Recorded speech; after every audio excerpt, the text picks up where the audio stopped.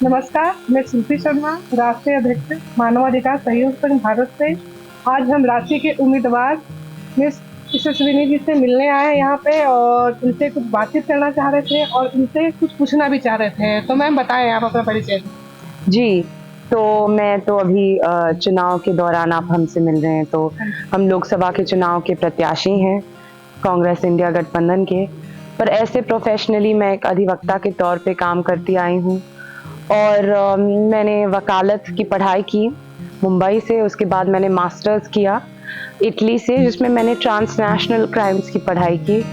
वहाँ पर cross border जो क्राइम होते हैं, ह्यूमन राइट्स जो वायलेशंस होते हैं, मानव अधिकार के वायलेशंस, उसकी पढ़ाई की। विमेन राइट्स पे मैंने थोड़ा बहुत आकर काम किया।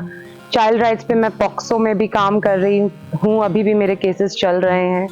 तो ये सब मेरा एक बैकग्राउंड रहा है और अब एक पॉलिटिकल फोरम पे आई हूँ, तो लगता है कि ज़्यादा काम कर पाऊंगी और लोगों की जिंदगियों को कैसे बेहतर करने में मेरा क्या रोल हो सकता है, वो ही मैं उसी तरफ मैं सोच रही हूँ अभी। बहुत बढ़िया मैम, आपका बहुत बहुत धन्यवाद। और आइए आप सभी को मिलवाते अपने झारखंड के प्रदेश अध्यक्ष सुनील राज चक्रवर्ती जी से और राष्ट्रीय उपाध्यक्ष हमारे गौरव शर्मा जी। अब एक सवाल मेरा और है आपसे मैम, जैसे हमें पता है कि आप एक एडवोकेट भी हैं और मानवाधिकार आयोग से भी आप जुड़ी हुई हैं, तो ये राजनीति में आने का आपका क्या था अचानक से? देखिए, मुझे लगता है कि कोई अगर पॉलिटिशियन होता है तो कहीं ना कहीं वो एक सोशल वर्कर होता है जिसके पास पावर होता है। तो जब वो पावर का इस्तेमाल करे सोशल वर्क में, सोसाइटी को आगे बढ़ाने में, तो यही एक सही दिशा होगी हमारे समाज के लिए भी। तो जब मैं सोशल वर्क कर रही थी, मुझे हमेशा से पता था कि मैंने लॉ की पढ़ाई इसीलिए की ताकि मैं सोशल वर्क कर पाऊं। मुझे पता था कि लोगों तक पहुंचने का एक बहुत ही अच्छा तरीका होता है, जब आपके पास वकालत जैसा एक डिग्री होगा तो आप उसको कितने लोगों की जिंदगियों में आप मदद कर सकते हैं। तो अब जब राजनीति मेरे साथ मेरी जिंदगी में आ गया है, मुझे लगता है कि इससे मेरा ज्यादा एक बड़ा प्लेटफॉर्म मिलेगा, ज्यादा लोगों तक मैं पहुंच पाऊंगी। और क्योंकि मेरा एक मानव अधिकार का बैकग्राउंड रहा है, पढ़ाई रही है, क्वालिफिकेशन रहा है, तो जितने भी लोगों का आप ह्यूमन राइट्स जो है, वो जो वायलेशन होते हैं, उस पर क्या पॉलिसी बनाने में क्या हम इम्प्लीमेंट कर सकते हैं, उस दिशा में मुझे जरूर काम करने का मौका भी मिलेगा और मुझे करने का मन भी है। आप चुनाव में जब आए जी, तो आपके परिवार से तो हम लोग को ये जानकारी झारखंड क्या पूरे देश जानती है जी, क्योंकि आपके पिताजी इस देश के एक बहुत बड़े पद पे भी रहे हैं जी, और आपके बारे में भी हम लोग बहुत कुछ जानते थे। जी, हम लोग को कुछ पता था कि आपके बचपन की कुछ एक यादें हैं कि जो सुनने को मिला जी, कि जब आपकी जन्म हुई तो आपके पापा बाहर मंदिर में जी, पूजा याचना जी, के लिए या तो यहाँ से आउट ऑफ स्टेट थे। जी, जी, तो क्या इस बात पर आपका क्या जी, जी। जैसे कि जब मेरा जन्म हुआ था उसी समय मेरे पापा असम में थे, कामाख्या जी देवी का जो मंदिर है उधर थे। और हमारे पूरे घर में, हम कैसे कहें आपको, हम एक धर्म, अध्यात्म और समाज सेवा सब एक साथ लेकर चलते हैं और उसका मिलाप कहीं ना कहीं राजनीति में मेरे पापा को भी मिला है, क्योंकि हम लोग सब बहुत पूजा पाठ भी घर में करते हैं। तो वो जब उस समय थे तो कहीं ना कहीं ऊपर वाले की ही एक वो है। वो पापा कहते भी हैं कि उन्होंने देवी के सामने जाकर कहा कि माँ अब तुम ही आ जाओ, और बेटी हो गई उन्हें। तो इसीलिए आपको वो काम उस देवी के रूप में ही आपको बेटी को बिल्कुल, आपको बिल्कुल मैं इकलौती बेटी हूँ और मैं इकलौता मतलब और कोई बच्चे भी नहीं हैं, तो सिर्फ मैं एक ओनली चाइल्ड हूँ। तो घर में मैं बेटा बेटी दोनों हूँ, तो मतलब हमें वैसे ही पाला भी गया है। और पापा का जो राजनीतिक करियर रहा उससे मैंने बहुत प्रेरणा ली है, पर मुझे लगा कि मुझे पढ़ाई पहले वैसी करनी चाहिए जिससे मैं लोगों तक ज्यादा अच्छे से पहुंच पाऊं।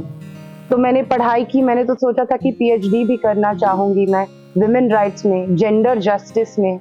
जेंडर जस्टिस भी एक बहुत बड़ा सब्जेक्ट है, तो मुझे लगा था कि इसमें भी मैं अपना पीएचडी कर सकती हूँ, क्योंकि मास्टर्स कर चुकी हूँ।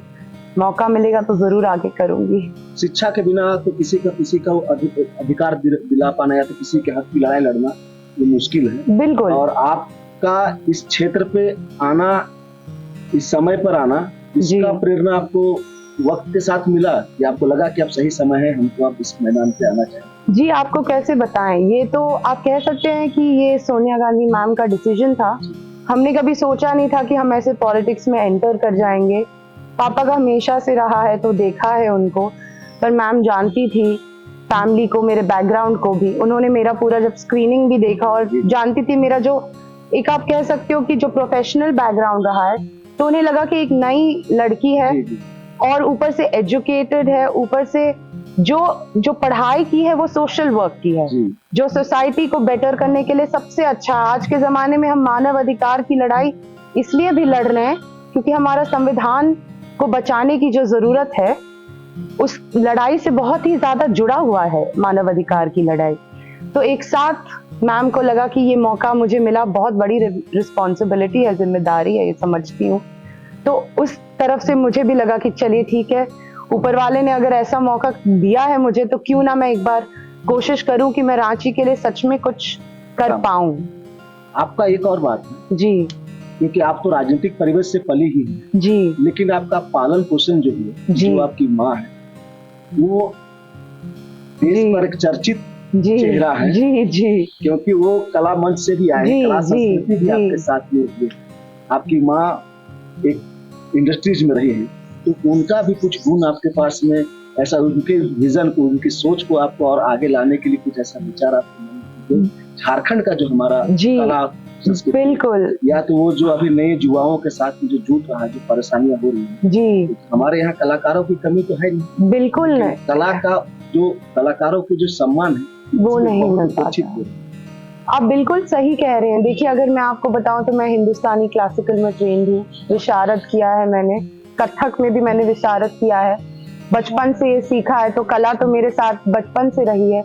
और यहाँ के तो मैं, आप गीत देख लीजिए, नृत्य देख लीजिए, नुक्कड़ नाटक देख लीजिए, झारखंड में तो इतना सब कुछ है कला के तौर पे। पर वही है कि अब प्लेटफॉर्म नहीं मिल पाए लोगों को कि उसको हम कैसे पूरे देश में आगे बढ़ा पाए और झारखंड में दिखा भी पाए कि देखिए झारखंड के लोगों की कला है, जो सिर्फ यहाँ तक ही सीमित है। पर उस पर तो मुझे बिल्कुल काम करना है। यहाँ के बहुत सारे ऐसे युवा भी हैं जो बहुत ही ज्यादा टैलेंटेड हैं, उनको हम कैसे आगे लेके जाएंगे। स्पोर्ट्स, कला, स्पोर्ट्स, ये सब चीजों पर भी काम करने का मौका मिलेगा तो जरूर करूंगी, क्योंकि मुझे लगता है कि ये हमारा एक स्तर ऊंचा करेगा, नाम बड़ा रोशन करेगा और साथ साथ लोगों को कितना एम्प्लॉयमेंट देगा, आप सोचिए। क्योंकि अगर हम ऐसे जितने भी टैलेंटेड यंग बच्चे हैं, अगर उनको हम आगे प्लेटफॉर्म दें, उनको आगे बढ़ाएं, तो वो जाकर हमारा, अगर सबसे बड़ा झारखंड का बात है तो यूथ का यही प्रॉब्लम है कि यूथ के पास यहाँ पर नौकरी नहीं है, यहाँ पर वो तरीके नहीं है कि वो अपना पेट पाल पाए। तो इसीलिए ज़रूरत है कि हम उनके लिए ऐसे अपॉर्चुनिटी लाएं कि वो भी अपना पेट पाल पाएँ, और इस पर जरूर क्योंकि इस राइज पर जिनको भी मौका मिला, जैसे यहाँ से आज सुशोभित करते हैं धोनी का, जी, आज यहाँ से सुशोभित करते हैं नायक जी, और सबसे बड़ी है कि कला संस्कृति जो आज हम लोग यहाँ पर नहीं रही जी, जे नाचे से बाचे जी, है ना, जी, डॉक्टर रामलाल मुंडा जी, जो विदेशों में भी अपनी इस कला संस्कृति को लेके गए, लेकिन आज उनके जाने के बाद कला जो है, कोई आगे नहीं, जो कल्चर है, जो आज यहाँ का जो नाच, जो आज सिस्टम जहाँ का कहाँ ही रुका हुआ, बिल्कुल, इसको आपको लेके किस रूप से आप जानना चाहेंगे कि इस पर आगे किस रूप से? इस पर सबसे पहले तो आप कन्वेंशन कर सकते हैं, बाहर से लोगों को बुला सकते हैं यहाँ के इनकरेजमेंट के लिए। आप देखिए यहाँ का हैंडीक्राफ्ट कितना अच्छा है, यहाँ का क्राफ्ट, कला, कल्चर पूरा, मतलब खान पान से लेकर म्यूजिक से लेकर उनके जो गीत है, मतलब उनके जो गीत है वो आंदोलन के भी गीत हैं। और मैंने बहुत सारे लोगों के सुने कि मतलब राजनीति में भी आप सोचिए कि समाज को आगे ले जाने में भी कला का क्या रोल होता है, बहुत बड़ा एक भूमिका निभाता है कि लोग गाकर भी अपनी बात को लेके जाते हैं। हम लोग जाकर स्पीच देते हैं, भाषण देते हैं, कुछ लोग गीत के से करते हैं। तो इसीलिए ये सब चीजों को आगे लेके जाने की जरूरत है। मुझे लगता है सरकार के साथ मिलकर ऐसे प्लेटफॉर्म देने की जरूरत है, ऐसे ऑर्गेनाइजेशन को उठाने की जरूरत है। बाहर से भी आप कैसे क्या मदद ले सकते हैं, बिकॉज बाहर भी आप देखेंगे तो बाहर के देशों में भी बहुत ही ज़्यादा इंटरेस्ट है जानने में कि भारत में कैसे कैसे कितने डिफरेंट कल्चर्स है, और झारखंड का एक इतना यूनिक आदिवासी कल्चर है जिसको हम जितना बचाएं, प्रिजर्व करें और आगे बढ़ाएं, हमारे लिए बहुत अच्छा होगा, हमारे प्रदेश के लिए बहुत अच्छा होगा। इतना रिच स्टेट है, तो भी यहाँ के लोगों को अभी तक वो एम्पावरमेंट, जो उत्थान की बात करें, वो नहीं हो पाता है। मैम, आपसे मेरा एक सवाल है। सवाल तो दो है, लेकिन पहला सवाल आपसे करना चाहूँगा कि यहाँ से बहुत सारे बच्चे जो है पढ़ते हैं, पढ़ के विदेश जाते हैं, कई रोजगार के लिए दूसरे प्रदेश में जाते हैं, लेकिन आप विदेश से यहाँ सेवा करने के लिए, इसका मुझे मुख्य कारण बताएं। जी, तो जैसे कि मैंने पहले भी कहा था, मुझे लॉ मैंने किया था कि मैं लोगों की सेवा कर पाऊँ। मेरा एक क्लियर मोटो था, बचपन में तो पता नहीं था क्या करना है, तो लगा था कि लोगों की जिंदगी को बेहतर करना है किसी भी तरीके से। आज मैं अपने आप को बहुत प्रिविलेज मानती हूँ कि मैं पढ़ लिख पाई हूँ, ऐसे परिवार में हूँ कि मेरे माता पिता ने बहुत कुछ दिया है, बाहर तक पढ़ाया है। तो एक तो मेरा कर्तव्य बनता है कि मैं घर आकर एटलीस्ट अपने घर के लिए कुछ कर पाऊँ, अपने लोगों के लिए कुछ कर पाऊँ, उन्हें भी मैं वैसे मौके देने की कोशिश और प्रयास कर पाऊँ। और मेंबर ऑफ पार्लियामेंट का पोजीशन ऐसा होता है कि अगर आप सच में काम करना चाहें तो आपके पास बहुत मौके हैं कि आप लोगों की जिंदगियों को छू सकते हैं और बदल सकते हैं। इसीलिए मुझे हमेशा से मन था कि मैं आपको बताऊं, मैंने अपने मास्टर्स में भी एक डिसर्टेशन किया था उस समय, तो वो था झारखंड के ह्यूमन ट्रैफिकिंग पर। यहाँ पर एक बहुत बड़ा कंसर्न रहा है और इंटरनेशनली लोगों को बहुत इंटरेस्ट है, लोगों को जानना है झारखंड के बारे में। पर हमें ऐसी आवाजें चाहिए, ऐसे शिक्षित लोग चाहिए जो यहाँ की बातें रख पाए एक इंटरनेशनल प्लेटफॉर्म पर।